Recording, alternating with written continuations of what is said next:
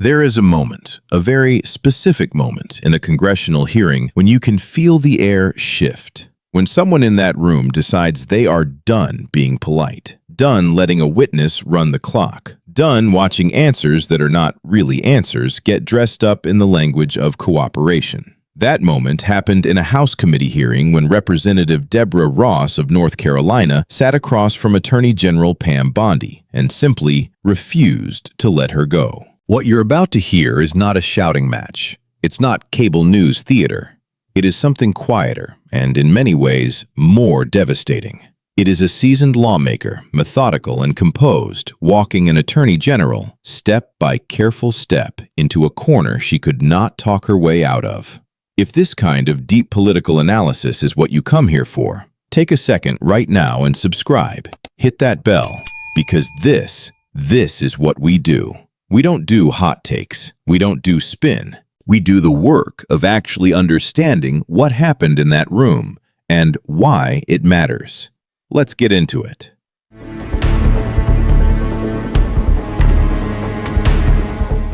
To understand what made this exchange so remarkable, you need to understand the context surrounding it. Ghislaine Maxwell. For anyone who needs a reminder, and honestly, at this point, the name deserves its own documentary series, Maxwell was convicted in December 2021 on federal sex trafficking charges. She was Jeffrey Epstein's co-conspirator, the woman who, by the jury's verdict, helped recruit, groom, and abuse young girls over a period of years. She is serving a 20-year federal prison sentence. Now, under ordinary circumstances, a conviction like that carries with it certain expectations. You serve time in a facility commensurate with the severity of your crime. You do not receive special accommodations. You do not get transferred to a nicer facility. And you certainly do not get a nickname like, and this is real, this is not satire, Club Fed. But that is precisely what members of this committee had been investigating. Reports had emerged, publicly reported, documented reports, that Maxwell had been transferred from a federal correctional institution in Florida to a minimum security camp in Texas, a facility she would normally be ineligible for as a convicted sex offender. And at this new facility, reports of puppy time, private workouts, personal mail, secretarial services. Now, you might ask yourself, how does something like that happen? Who authorized that transfer? Who signed off on those privileges? And most critically, did the Attorney General of the United States know about it? These were the questions Deborah Ross walked into that hearing room determined to answer.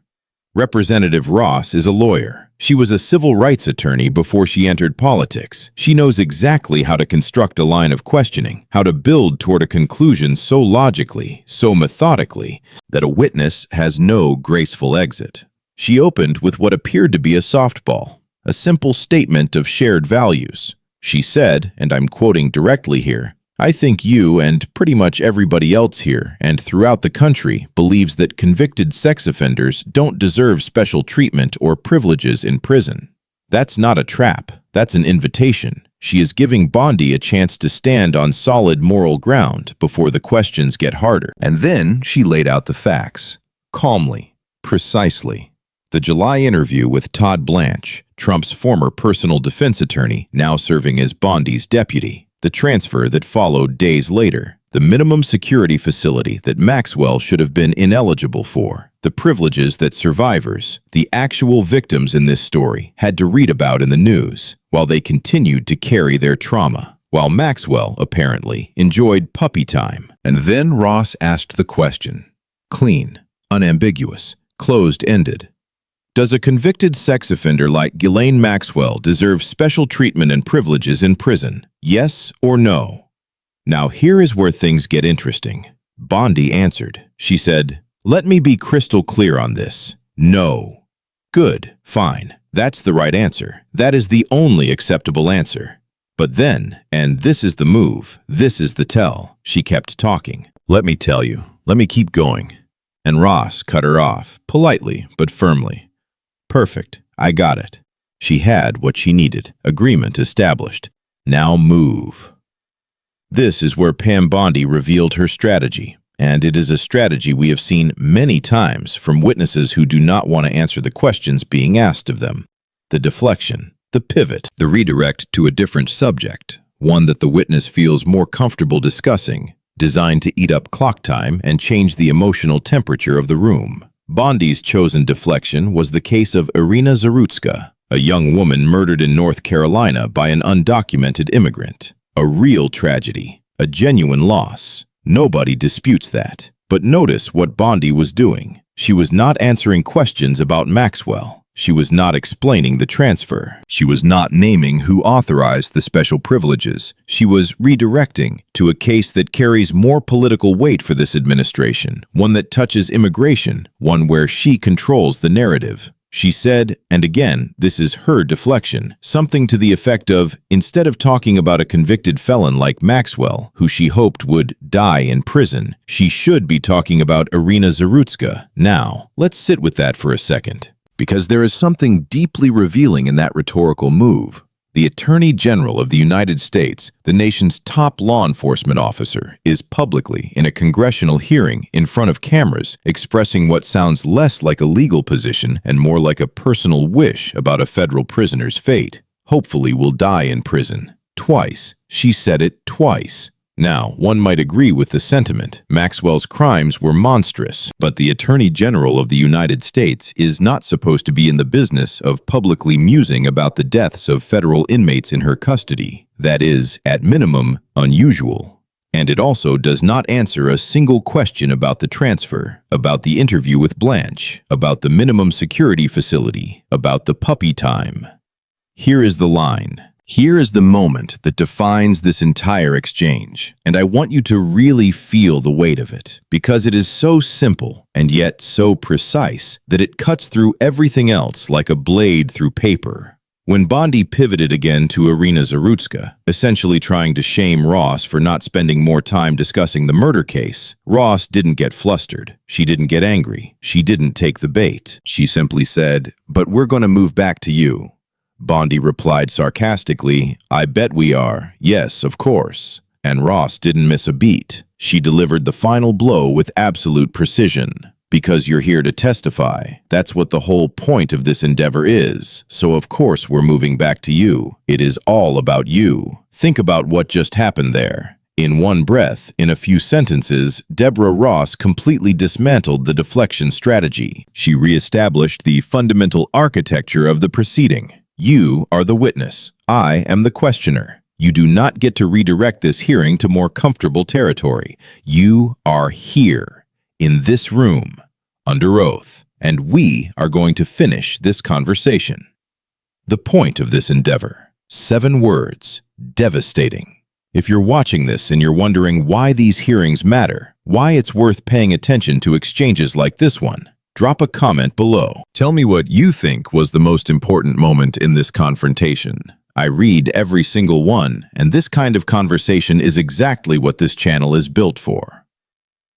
Ross then raised something that, frankly, should have generated far more attention than it did in the broader media coverage. She told the committee that Maxwell had taken the fifth, refused to answer every single question in a separate committee hearing, and that Maxwell's lawyer had dangled her word, and it's the right word, had dangled the possibility that Maxwell might cooperate if she received clemency from Donald Trump.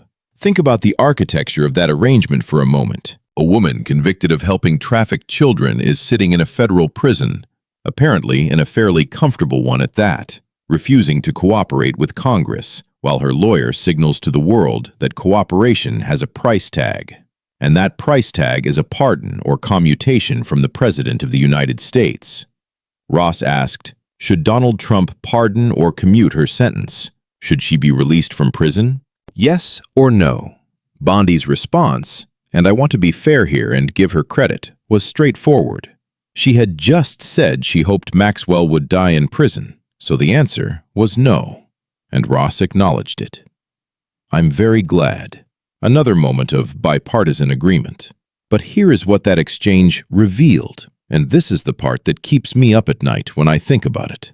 The question of clemency is not theoretical. The question of whether Ghislaine Maxwell might one day walk free out of a minimum security facility she was ineligible for as the result of a deal brokered by the very attorney who used to defend Donald Trump personally is a real question. And the survivors of her crimes, the people who were in that room, who came to that hearing, are watching this unfold in real time. Ross said it plainly. Every time Maxwell receives a perk, every time a privilege is reported, the survivors see themselves as being denied justice. They feel re-traumatized. That is not a political talking point. That is a human cost. And it is one that deserves far more weight than a deflection to a different case. Before we close, let's cut through the political theater and review exactly what we learned today.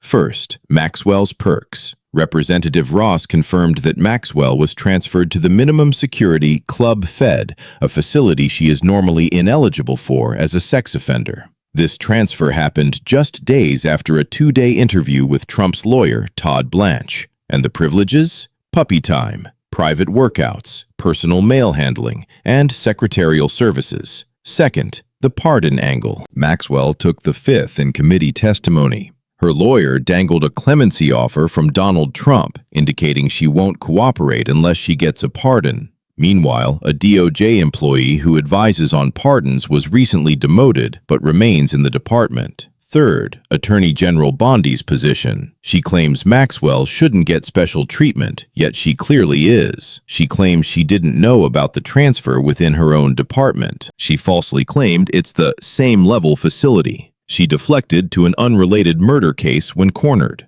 And she refused to speculate on a potential Trump pardon. And finally, what Bondi did not answer. Who authorized the transfer? Who approved the special privileges? Why was Maxwell ineligible but transferred anyway? What was discussed in that 2-day interview with Trump's lawyer? And will the Attorney General officially oppose a Trump pardon for Ghislaine Maxwell? Deborah Ross showed us something that afternoon. She showed us what it looks like when a legislator takes oversight seriously, not as theater, not as a TV moment, but as a duty, a constitutional function. A commitment to the people she represents, and to the survivors who came to that hearing hoping that someone in that room would refuse to look away. She told Pam Bondi something that every attorney general, every cabinet official, every person who takes a seat at that witness table should hear before they walk through the door. You are here to testify. That is your job today. Not to deflect, not to redirect, not to run the clock. To answer the questions, to be accountable, to the law, to the institution, and to the American people. If this video gave you something to think about, something to talk about, please like it, share it, and if you haven't already, subscribe. We cover the moments that matter, the exchanges that cut through the noise, the accountability conversations that deserve more than a 30-second clip on social media. And we do it for an audience that is serious, curious, and ready to engage. That is you.